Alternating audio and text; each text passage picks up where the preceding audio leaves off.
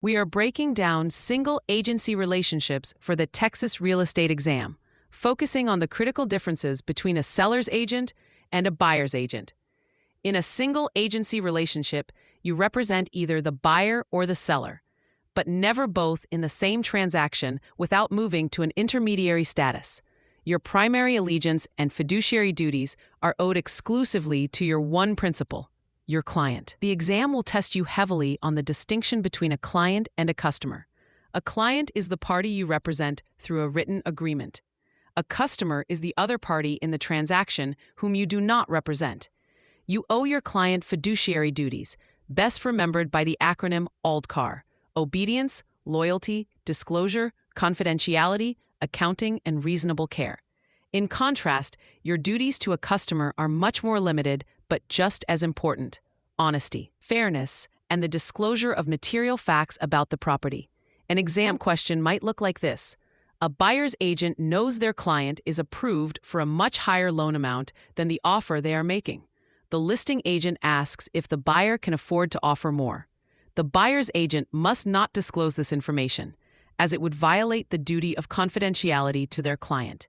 However, if that same agent knew the roof had a slow leak, they would be required to disclose that to the seller's agent and the seller, the customers in this scenario, because it is a material fact.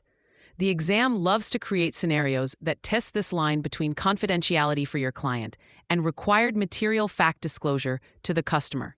A major point of confusion the exam exploits is the concept of subagency.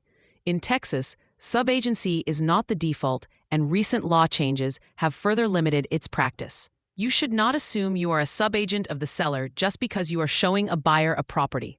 Without a written agreement with the buyer, you might be a subagent, but the modern Texas practice, and what the exam expects you to know, is to establish a clear agency relationship with a written agreement. Agency is created by an express written agreement, such as a listing agreement with a seller or a buyer's representation agreement with a buyer. As of early 2026, Texas law requires a written agreement with a prospective buyer before showing them residential property. This is a critical exam point. Without a written agreement, you cannot sue for your commission.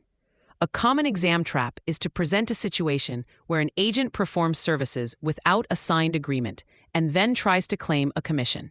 This will always be incorrect.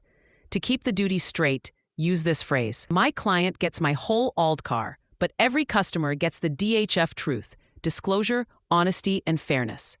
This mental shortcut helps separate the full fiduciary responsibilities you owe your client from the fundamental duties of honesty and disclosure you owe to everyone else in the transaction.